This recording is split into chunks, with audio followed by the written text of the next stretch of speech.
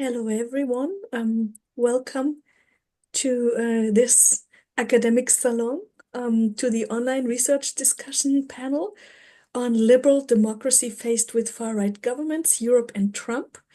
I'm very excited to welcome you for the University of Copenhagen's online session. My name is Nicole Milman-Dörr, and I'm directing the Commons Research Center at the University of Copenhagen Department of Sociology.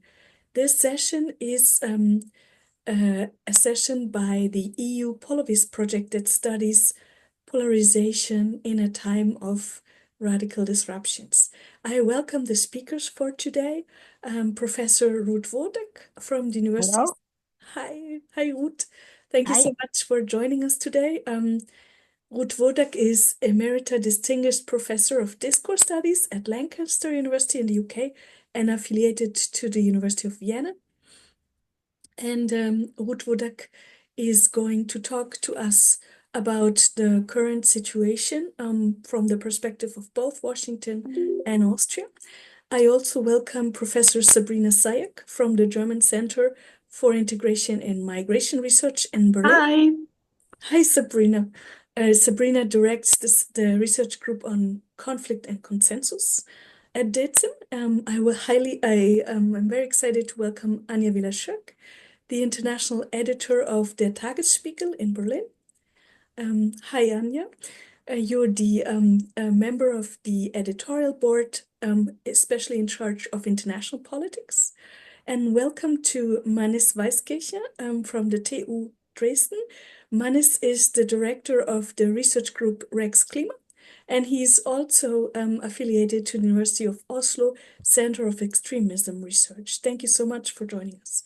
And welcome Professor Jens Steffek, who is Professor of Transnational Governing at the University of Darmstadt.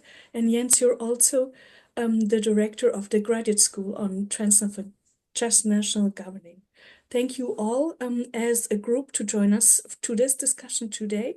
And I want to ask Ruth to be the first to speak to us about your perspective. You've been working on the normalization of far-right discourse, media, and politics.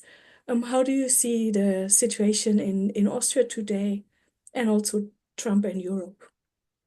Well, that's a big question, which would actually need several hours, but I will just say a couple of words first about the very exciting Austrian situation, which has become basically sort of a model of what you shouldn't follow in the German discourse. I've been following that all the time on the German news, sort of das österreichische Modell, yeah, which served as a really a scenario of danger, yeah. And then just very briefly about the US, because I think we should have more discussion. What we just experienced in Austria was really quite surprising, because after the election on September 29th, the far-right, extreme-right party, Freedom Party in Austria, won the election with over 28%. And that was clear that they would win since basically 2 years. They were always first in the opinion polls. That was a post-pandemic development. They were always strong, and already in the year 2000, they had 27%, and then it went up and down with scandals. But during the pandemic, the leader of the FPÖ, Herbert Kickl, was really quite clever, one could say, in instrumentalizing the pandemic and colonizing certain concepts like freedom and democracy, and fighting against the measures from the government, against the elites, and suddenly was topped the polls. And ever since 2022, he was, and the FPÖ was leading the polls. So that's an interesting development. And they won the elections, and then was the question who would start the negotiations, because obviously Austria always has coalition governments. And the president first assigned the parties some kind of interactions. They should sort of talk to each other and see who would be able to negotiate with whom. And very quickly, it became clear that nobody wanted to negotiate with the Freedom Party, and negotiations were taken up and started by the Socialist Party, Social Democratic Party, the Liberals, and the Conservative Party. And these negotiations were accompanied by, media reporting and leaks and so forth. But all in all, they seemed to work until suddenly, and we were not even in Austria at that time, the liberals said they would leave the negotiations, and they got up and left from one day to the next and justified this by saying that the negotiations were not leading to something new. There was no vision of what Austria should become. There was no will to develop reforms, and well, they left the table. Basically, very surprisingly, nobody knew about that the evening before that happened. And the next day, the Social Democrats and Conservatives still wanted to continue, but then the Conservatives got up and said they would leave, and the coalition negotiations ended at that point. And the Prime Minister, who had led those negotiations from the Conservative Party, resigned and was immediately substituted by his sort of right hand, one could say, Mr. Stocker, who's a lawyer. And suddenly, and that became very clear, the ÖVP, which had claimed that they would never, ever go into a coalition with the far right, turned 180 degrees and started negotiations with Mr. Kickl, the leader of the far right. And the Austrian president had to actually ask Mr. Kickl to develop the new government. Okay, so of course that meant that the Austrian Conservative Party lost even more trust than they had already lost during the last years. They became completely untrustworthy, and we were all in suspense how these negotiations would develop. And just to give you kind of some examples of what a leaked paper actually told us about what they had found a consensus about, because the ÖVP leaked a paper of 200 pages, which contained sort of a protocol of the minutes of where they were standing in these negotiations. And basically, they had agreed about closing borders, so stop asylum, which means no so-called illegal migrants. No, there was not a word about climate politics in this whole 200 pages. So suddenly climate left the table. And I have to add that they have to cut a lot of costs in the new budget, because suddenly Austria has a huge deficit, which nobody knew about before the elections. So the Conservative Party lied about Mr. Kickl and about the budget. Mhm. Uh, yeah. So the trust crisis is very important. And I The, think it is the, also something that's a broader European phenomenon.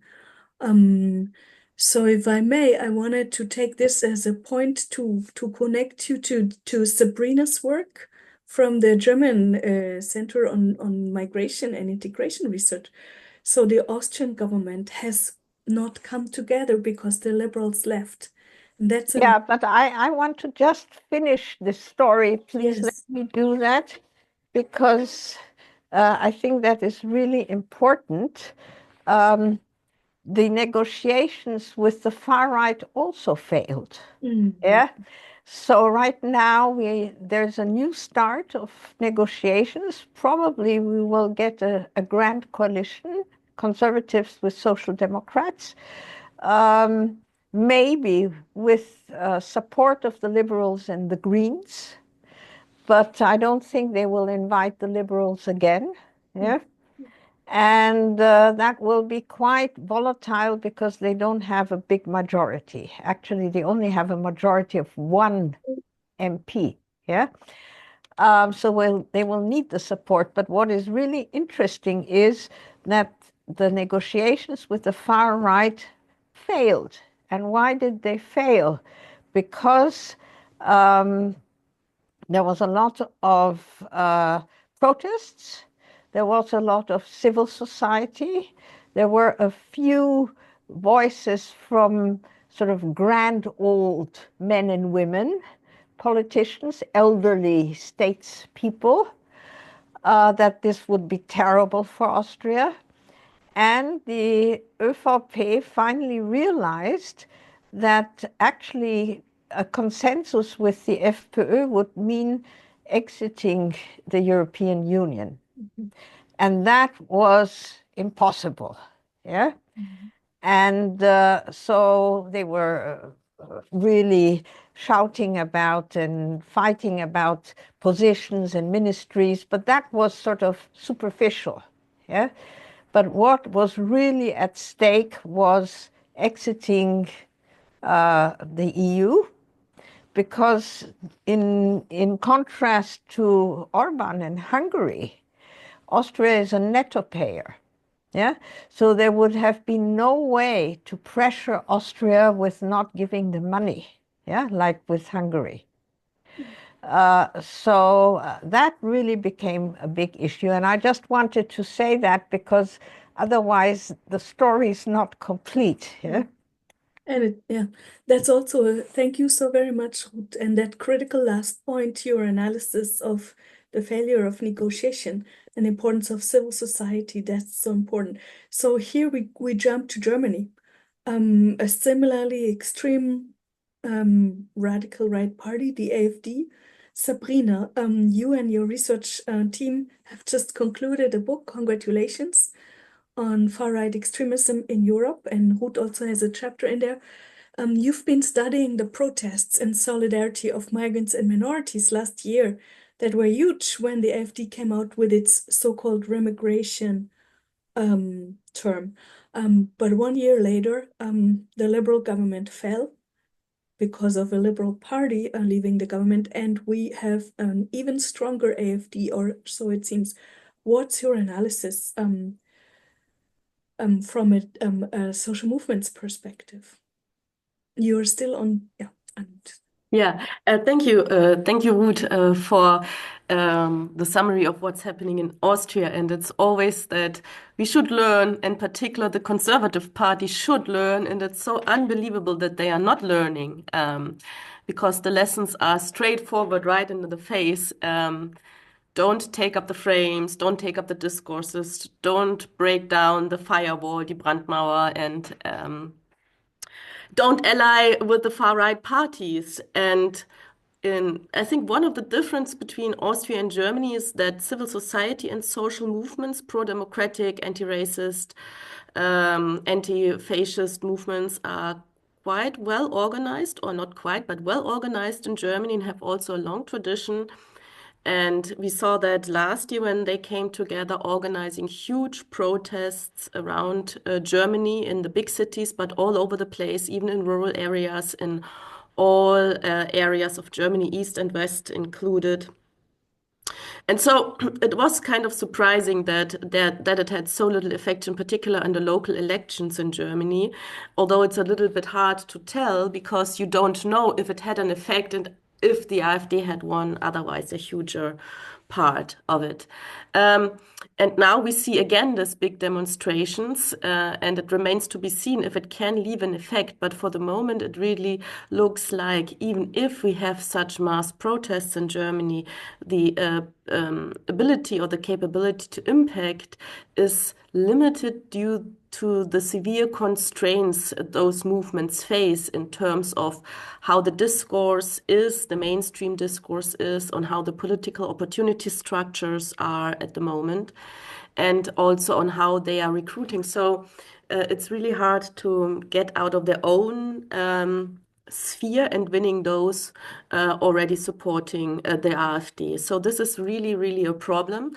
And if we did a survey with the Institute for Protest Research, the IPB in Germany, asking the demonstrators, and they said, you know, the most important thing is really talking to potential AfD voters and try to win them over. This is really like the hands-on fight, and it seems to be and everybody like being politicized, going to the street. They even thought this is not like, this is just to show that I'm against what's happening in Germany, and I'm against that the Brandmauer, the firewall, is increasingly collapsing due to the politics of the Conservative Party. But the really, really important thing is to win each single voter in this fight for our new elections right now. Thank you Maybe very I much. stop here at the Yeah, moment. yeah, and we continue. This is very, very interesting. Thank you, Sabrina. Anja, Anja Wehler-Schöck from the Tagesspiegel. So, you have been living in Washington during Trump's first presidency, and you're just returning from the Munich Security Conference. Europe and Trump, what's your turn on it? How do you see the behavior of events that you basically saw in Munich?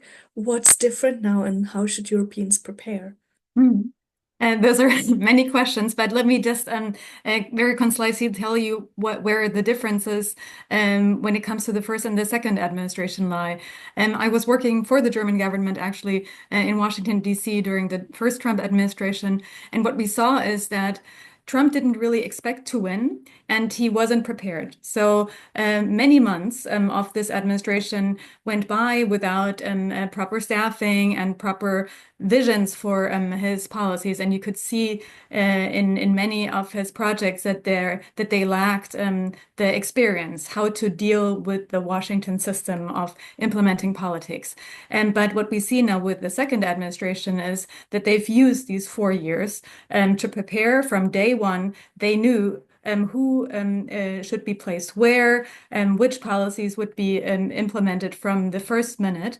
And what extremely concerns me is that I see very little way of stopping him, because we see that the administration disrespects what is coming not only from Congress, so parliamentary control, but also shows disrespect of judicial control. So this extremely concerns me. I'm wondering whether this president can be stopped, or how will he ever hand over power to after another election. So I'm very concerned. And yes, I just returned from Munich, where on Friday we were expecting Vice President J.D. Vance to give a critical speech of Europe.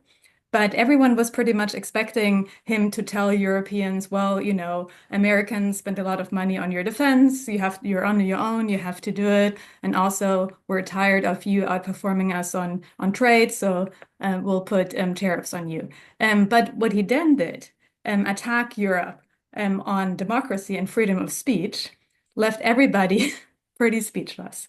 And it was so absurd to be in Munich, the place that always carries the stigma of containment from 1938, and at the Munich Security Conference, which was founded by Ewald von Kleist. He was one of the Stauffenberg's team who tried to assassinate Hitler. So in this tradition, the transatlantic tradition of building a strong transatlantic alliance against fascism, that he would call on Germany and Europe as the true enemy and not Russia and China.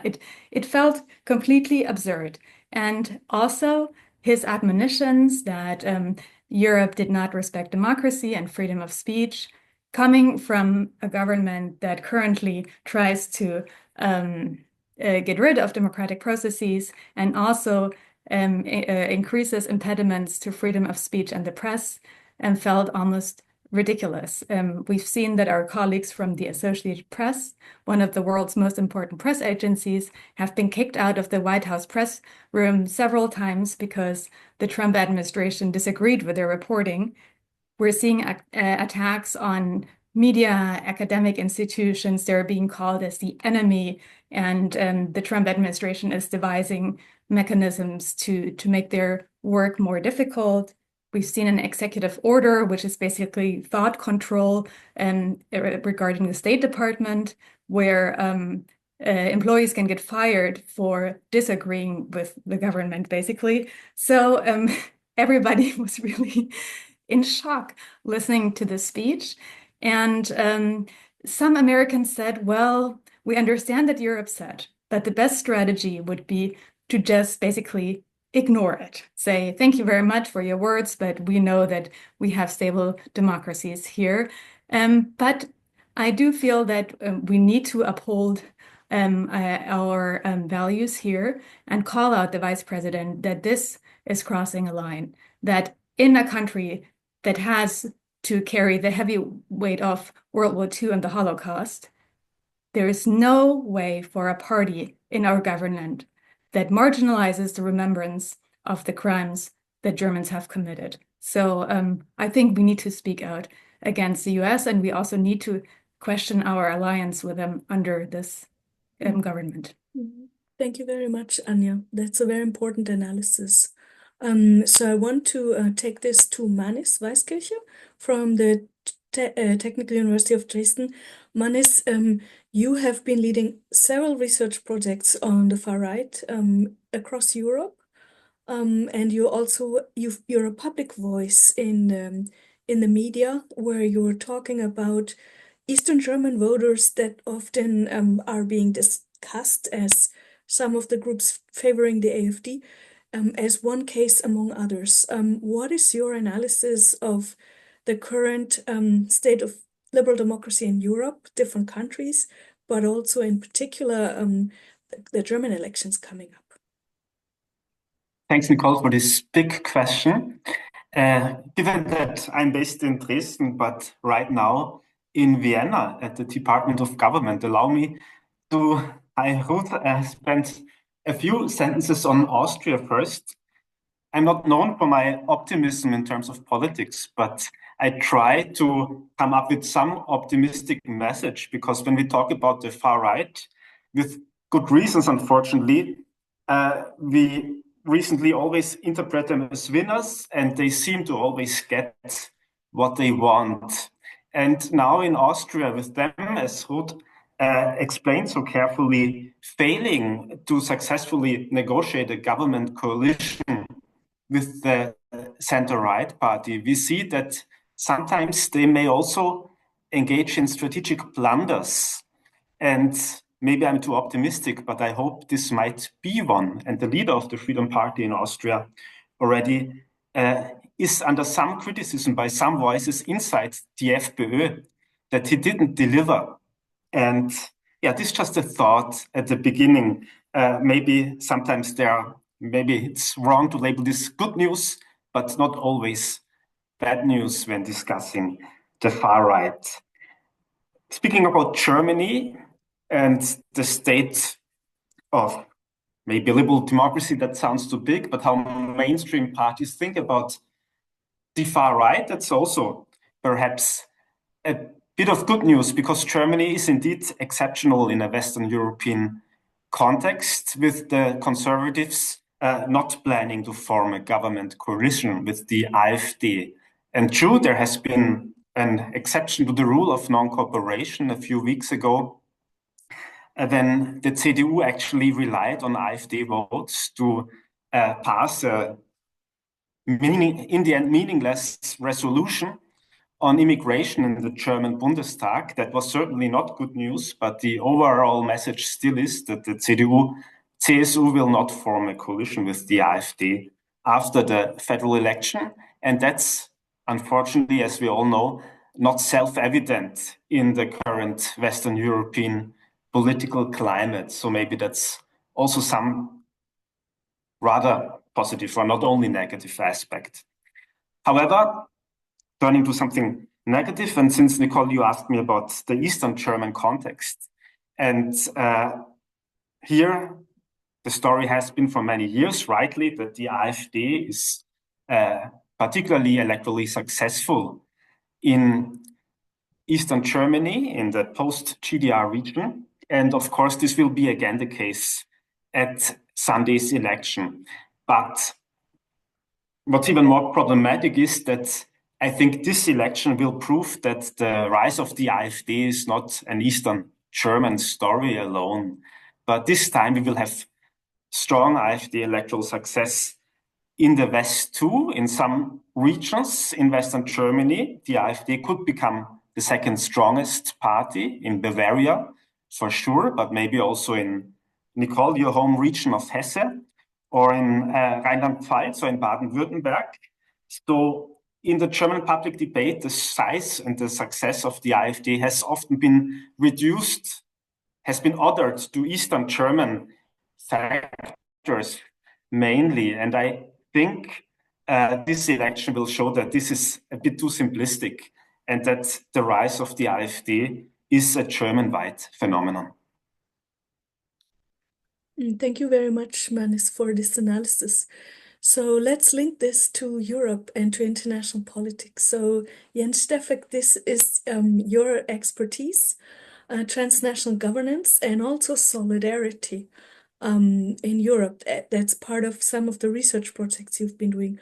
How do you see the situation of solidarity after this Munich conference? The challenges ahead for liberal Democrats in Europe?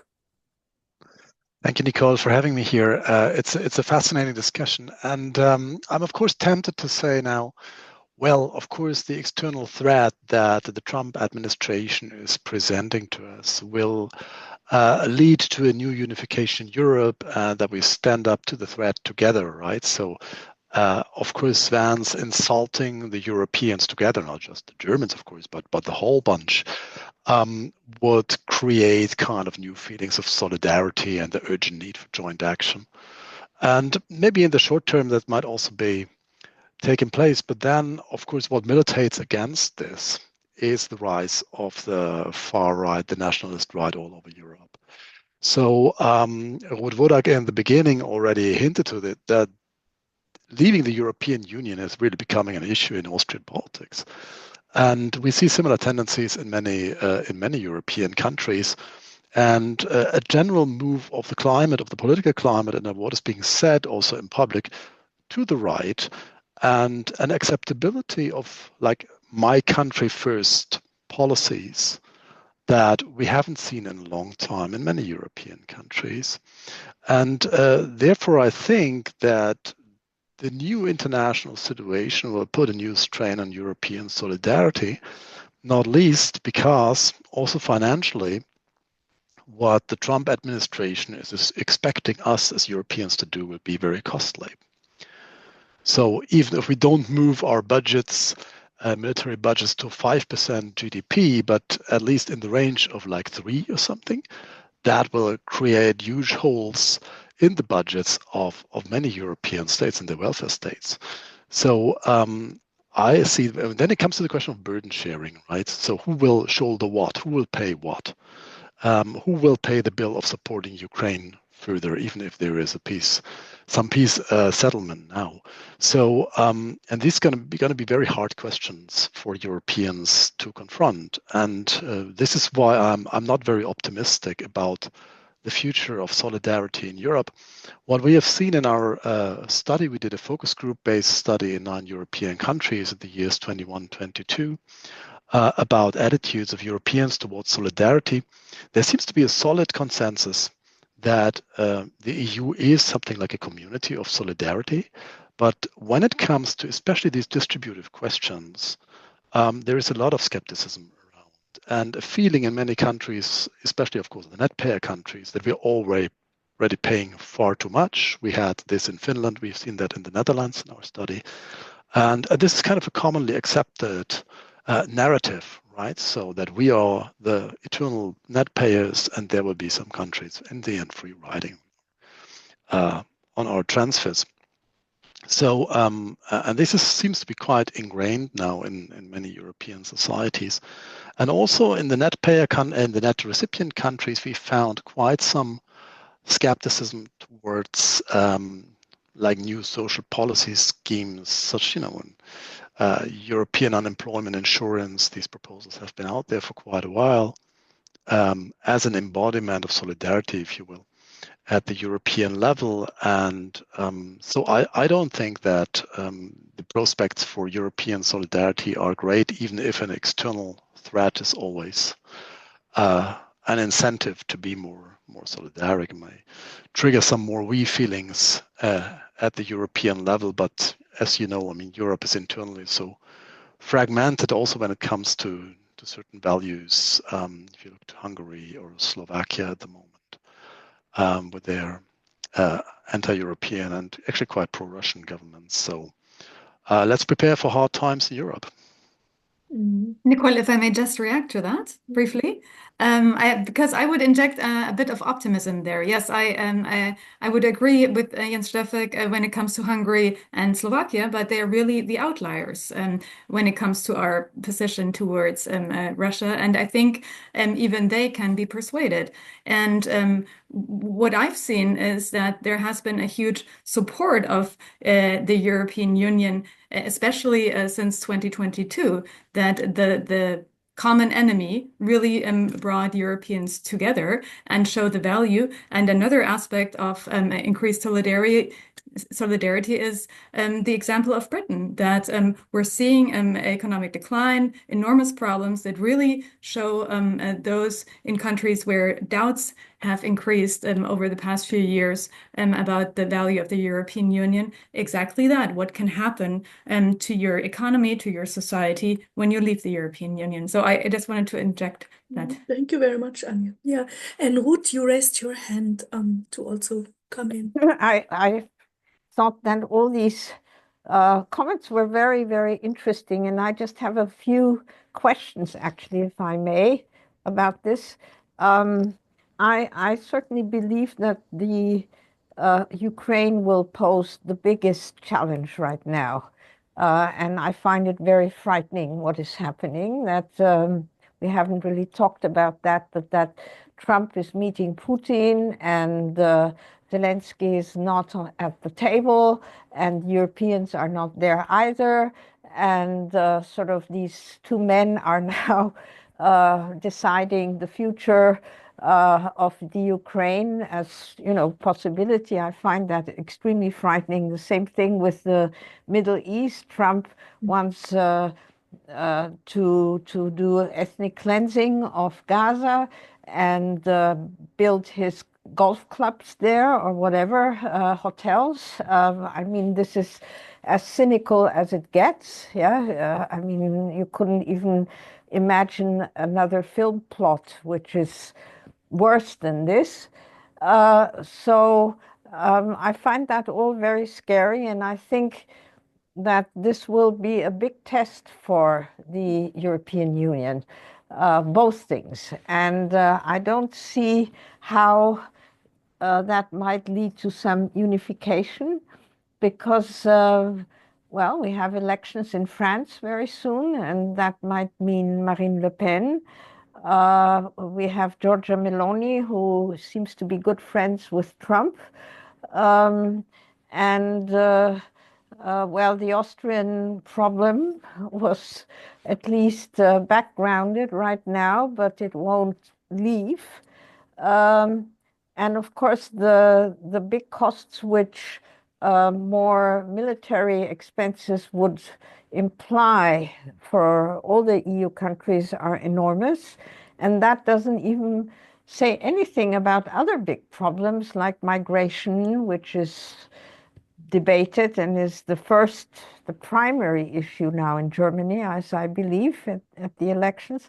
So I'm very pessimistic, yeah, in contrast to Manès, yeah, because there are so many insecurities and so many issues inside and outside, which would need very big debates, lots of discussion and strong EU leadership, which I also actually don't see. Thank you, Ruth. Thank you. Sabrina and Manès and Anja, you all raised your hand, so go ahead, Sabrina. Yeah, and I think this is why the Trump administration really also wants to impact the German elections so strongly, as Germany is a key backbone for European governance. And if they aim and if they can weaken Germany, it will weaken the European Union. So I think this is why the elections are now so important, and winning all the forces to strengthen the pro-democratic forces. And it's the same question as on the European Union level. Is it possible to create now more solidarity, pro-democratic alliances, not solidarity per se, but pro-democratic alliances as a response to Vance's speech in Munich, or does it strengthen and enhance the polarization and affect the elections in a negative way? But in a particular in Germany, I can see it now going a little bit in both ways. It's not directly clear, not as straightforward as for the European Union level. Thank you, Sabrina. Manès, you want to go ahead?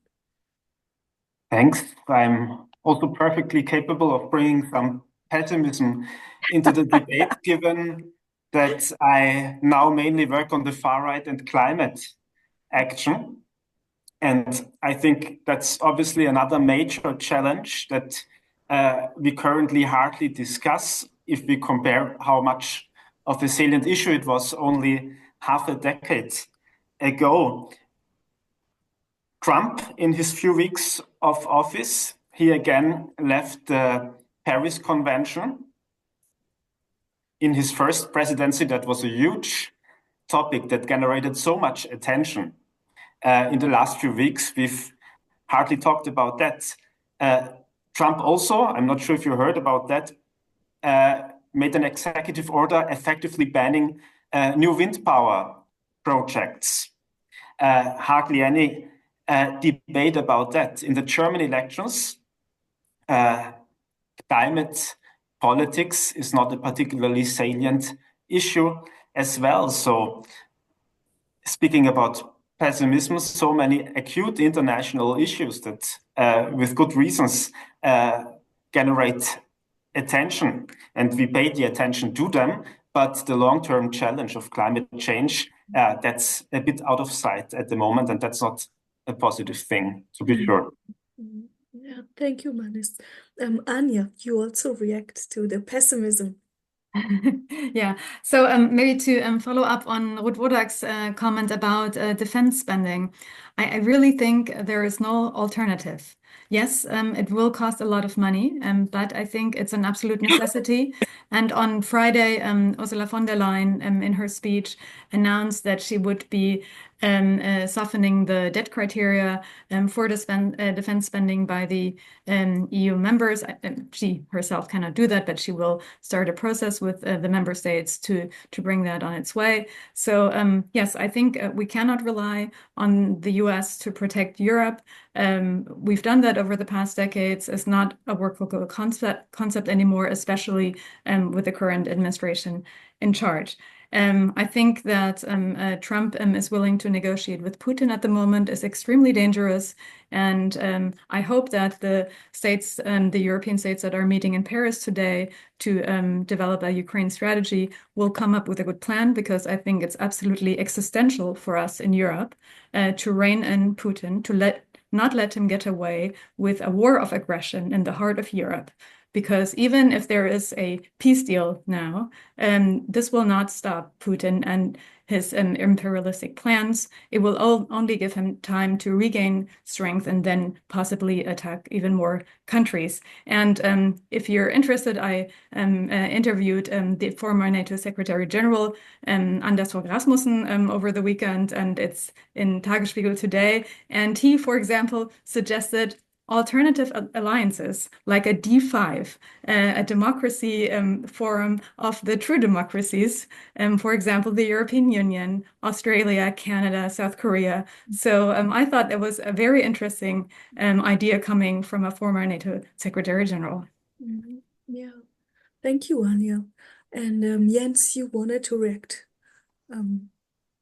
Yeah, maybe I'm Dr. Doom here in this little round, but what you just said, Anja, I mean, it's true that Europe will spend more on collective defense or on national defense.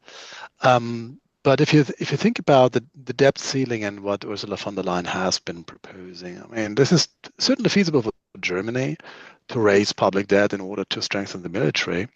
But as Manès rightly mentioned, I mean, there are other big challenges that are facing European societies, such as an ecological transition to a more sustainable economy, which will also need a lot of money. And plus, if you look at Italy, for example, or France, or Spain, or Belgium, or other highly indebted countries, even if you want to kind of scrap some formal limits on public debt, the markets will react to this. And we might come back to the situation of after 2010, when we had the public debt crisis in Europe, induced in the end by market reactions to what's happening. And we've seen how markets can react, like with Liz Truss's mini budget in the UK and so on. So I think even there, the room for maneuver that European countries have with their sluggish growth and their high debt is not something that makes me very optimistic about the de facto capacities of Europeans to take their defense in their own hands. And plus, we have now first voices in Germany asking for Germany to get like nuclear weapons in order to be able to deter Russia and others from attacking. But that will raise completely, if that really becomes, I don't see it at the moment, but if that becomes a political project at some point, it will raise many questions in the European context about who will control such weapons, and will raise new fears, like maybe in Poland and elsewhere. So interesting times ahead, and yeah, that's all I'm saying. Thank you very much, Jens. Somebody from the audience, Sebastian Schindler, has raised their hand. Sebastian, you wanna speak? Does this work? And then we'll get back to the panel. Can you hear me? Yes, perfect. Okay. And can you see me? No. Okay, because I can't see myself either. Sorry for interrupting. This was ongoing. And I want to thank Nicole for bringing this excellent group together to debate this very important question. And I want to bring in one issue that is on my mind since Ruth started, and something that returned. And that's the issue of colonizing concepts. You said, like freedom of speech and democracy. And Anja Wehler-Schöck also spoke about G.D. Vance, right? Saying, oh, Europe is actually turning, well, we are fighting the fascists. And that's what Putin also all the time says as well, right? We are fighting the fascists. And what I want to bring in is a level that what that makes. Well, if we take that serious, it seems to be very important to take in a psychological level here, a psychological level, because what that makes me think of is actually something that Theodor Adorno and Max Horkheimer analyzed as projection. Namely, you blame the others for violating freedom of speech and so on, but actually you blame them, but you do it yourself. What you blame the others for, you allow yourself to do. And that seems to be what is going on a lot, I feel, and precisely with this important issue of what Wodak called colonization.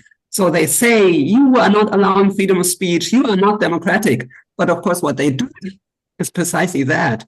And I wanted to hear from the group, because the debate has been going on a lot on the kind of rational level of responses and how we build alliances, and that's an important level. But I feel the psychological, emotional level is so important as well, and I would like to hear something on that from the group as well, how to deal with this level. Sorry, I don't know if this was even the perfect place to bring this point in, but yes, it's the perfect place. Thank you so much. So Ruth, this is very much your work, right? Also, why is it so easy for the far right to do this in crisis? How can they capitalize on crisis situations?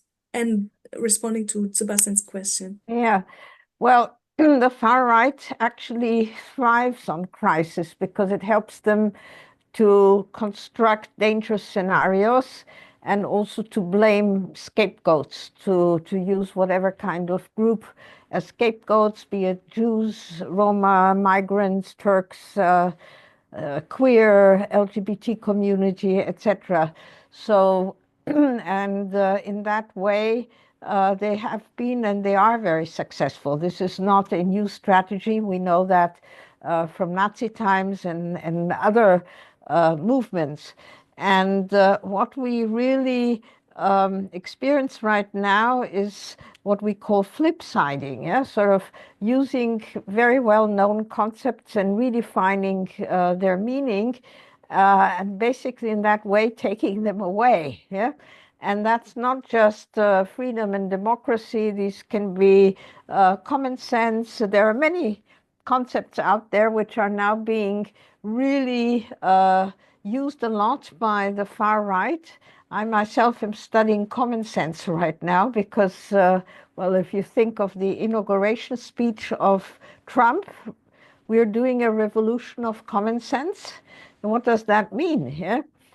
So I think that we need to look at the wordings in very carefully, but these words actually condense ideologies. And I think what we need to do is not just care for the wordings, but we need to deconstruct the ideologies and not just sort of talk about the rhetoric, but also about the contents and the visions, the imaginaries of the far right, which are being normalized. And we see that currently very strongly in the debates about asylum and migration and the new sort of agreements about migration policies. If you look at them, I mean, so many things are now being official and normalized, which were absolutely tabooed just 10 years ago.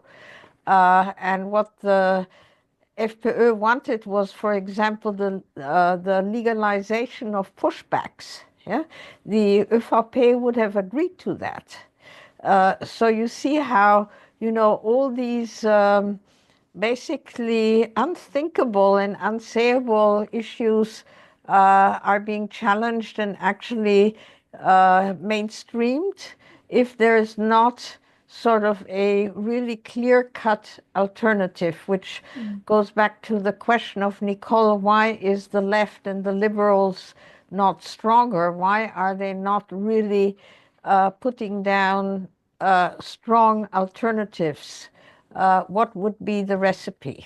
And how can they do it? So I see that Manès and Anja, you have points, but I wanted to give the word to Sabrina because you're our expert on migration, consensus and conflict. And one of the new books that you've been writing in the past 2 years is also discussing the question of how can different groups in a society like Germany that feel marginalized by so-called elites, how can they be included? And we have different segments of society. There is, for example, the car drivers that don't like green reforms, people who are affected by inflation, but also, like your research has really shown the devastating effects of the AfD on people with a migration background. For example, their infamous remigration discourse. that's exactly what Ruth is describing, the normalization of fascist politics. Do you see any sources of solidarity mobilizations, or what are the difficulties in your research? Yes, thank you for this question. I think this is so important also to look at this side. And also to Jens, sure, we can always have like the word looks really terrible and frightening and scary. But I think also as scientists, we do have to make some propositions, either ways to change it or also looking at approaches and attempts to change that. And even if we don't see them all the time, there's a lot of mobilization, there's a lot of civil society, not even mobilizing, but helping, supporting, forming alliances.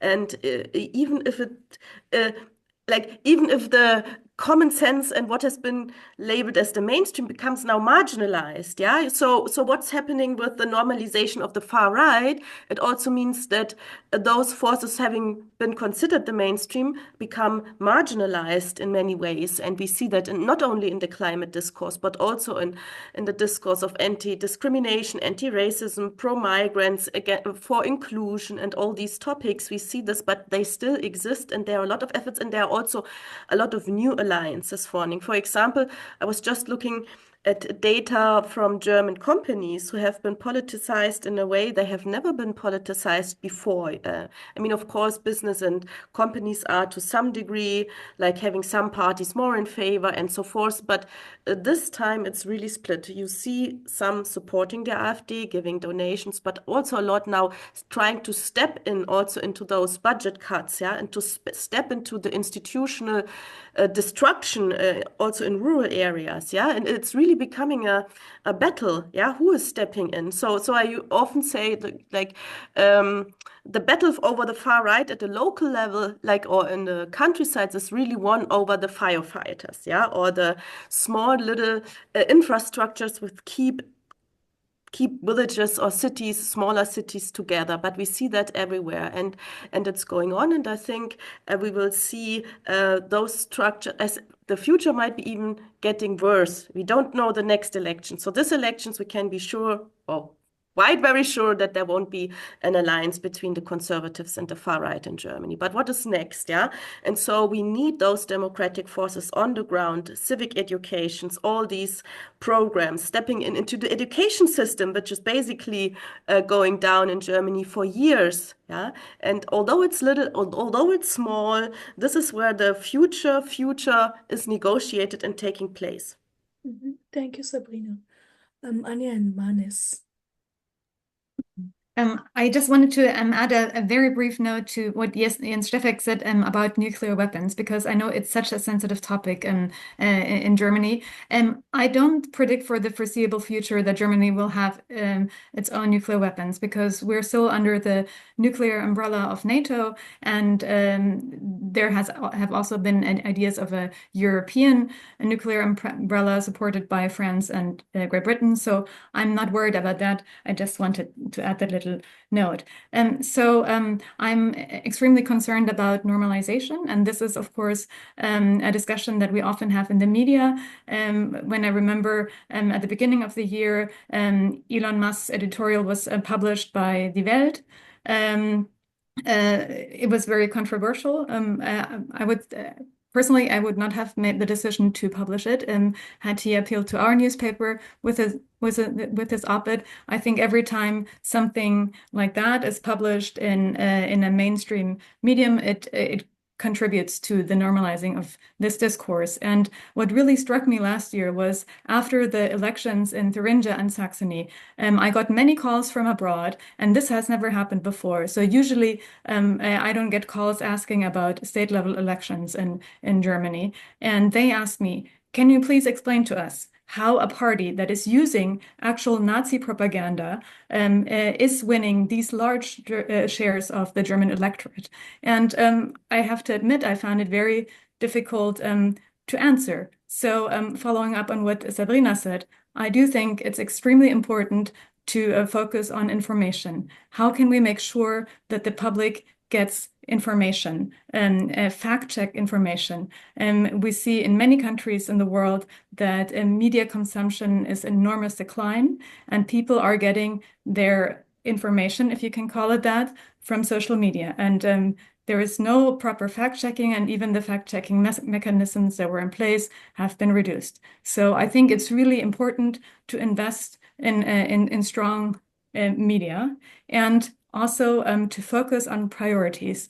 Ruth, I heard the news about the coalition failing, or the negotiations failing in Austria while I was skiing in Austria, and I thought it was a joke. I thought, how on earth did you manage to fail these negotiations? Because the priority was clear: keep out the FPÖ of government. And I think that's what we need to focus on in Germany and in Europe. What is our priority? And then try to act accordingly. So. Thank you, Anja. It's also a question of elite and leadership. We have in both Germany and in Austria parties that basically left liberal coalitions based. So that's, anyways, something to discuss. Manès, you are the climate expert in the room, and we haven't solved one important puzzle. I want to ask you about how come that voters both in the United States and also in Austria, and of course also Germany, all over Europe, vote for climate denialists while we see all these environmentalist problems. This is something that Ali Hochschild raised already 8 years ago, but now in Austria had these century floods and strong rains, and then everyone votes for the FPÖ majority. What do you say about that paradox coming out of your research? It also connects to Anja's question on the Germans voting for a Nazi party one more time. What's the irrational element here, and can we explain it as political scientists? Thanks for the important question. I also wanted to relate it to Anja's question. Why do these parties win despite some terrible features? A nuanced note: the Freedom Party in Austria is not really climate denialist, and in regional government even commits to the expansion of renewables, something that the AfD would never do, and probably also not Trump. So there's an important difference here, because renewable energy can also be framed as something increasing national autarky.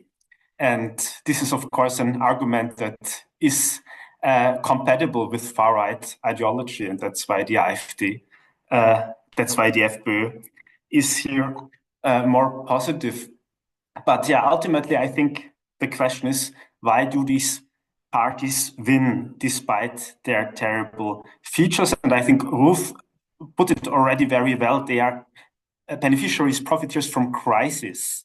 And so I think in general, when discussing the rise of the far right, we also have to ask what societies do we live in, what produces all these crises. And we also have to be critical about mainstream politics in the past. And this relates me to a point that Jens and Anja already emphasized, the issue of public spending, of public finance, and the many costs that await us for the many challenges we have to solve. We spoke about international security, we spoke about climate, what about housing, what about public health, what about public infrastructure? We know from research on social democratic parties that on demands, they have moved again to the left since the Great Recession, when calling for more spending. But they didn't change their view on fiscal orthodoxy. Germany is the main example with its debt brake. The SPD won the last election, had some interesting demands related to public infrastructure, to health, etc., to housing, but it couldn't deliver, amongst others, because of the debt brake. So governing certainly is not easy, but rather a rocket science. But I think still we have to be critical about how the mainstream has failed and has actually contributed, not produced crisis, but contributed to crisis, or failed to solve or at least milden crisis. And in the context of climate change, this means that an economic insecure situation like ours in Germany and Austria, with many industrial jobs at risk, doesn't create a climate that's favorable for pro-climate parties, but it creates a climate, no pun intended, that's favorable for parties that attack climate action, as the AfD does, as does Trump, and to some extent also the Freedom Party. So I think the mainstream failing to reduce the insecurities in our society has proved fertile ground for the rise of the far right. Thank you so much, Manès. So, Ruth, I see you, and before you answer to the next question, I want to take in one more question by Phoebe Sanchez, who is asking, we observed how the international rule-based regime was shaken, not to mention the warrants of arrest to Putin and Netanyahu that weren't heeded. Yet the world military-industrial complex, big pharma, big biotech, big banks, and big oil triumphs as a way the resort, and war is horrible to humanity. The anti-war movement are not being heard. Are there solidarity movements to call on a strong anti-war rationale, both occupation and or border intrusion? What do you say about this perspective? I want to now do a last round for all the speakers, starting with Ruth, and maybe you can also respond to Phoebe's comments. Thank you, Phoebe. So Ruth, you have the word. Oops, and you are on silent somehow. Discuss peace movements, of course, also in context of the different wars and how they started and who started them and various histories. So not every war is comparable to every other war. And if we talk about the invasion of the Ukraine, this is something very different than I don't know, Sudan or civil wars, or also what is happening in the Middle East. So I think it would be too simplistic to just say we need more peace movements in that way. Yeah.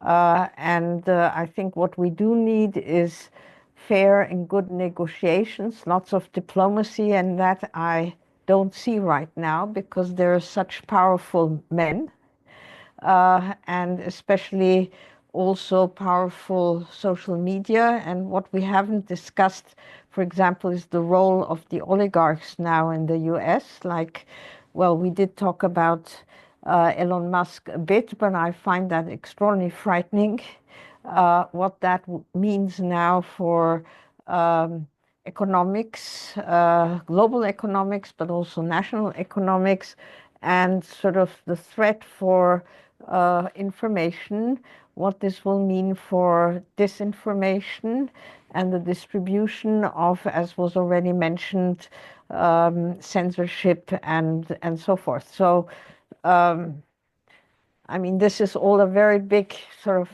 problem area. And I just wanted to make one final comment as well about the media, which I think we haven't discussed so much. I think that in supporting and trying to support civil society, we need to really support investigative media. We really need to support the independence of media enormously, as much as we can. That can also be social media, yeah, or they can be online, in order to keep this liberal democracy and the fourth pillar.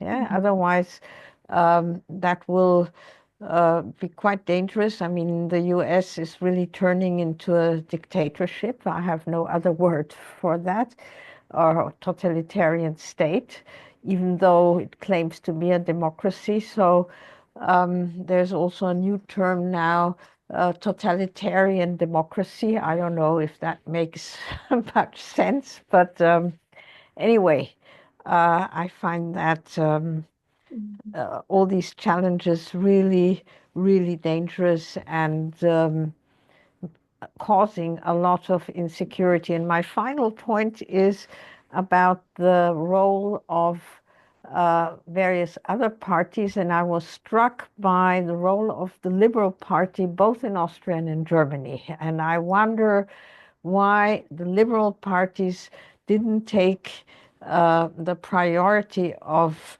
obstructing and preventing far-right parties to come into government, as they didn't think about that as much as the other parties. And maybe somebody of you have an answer to this.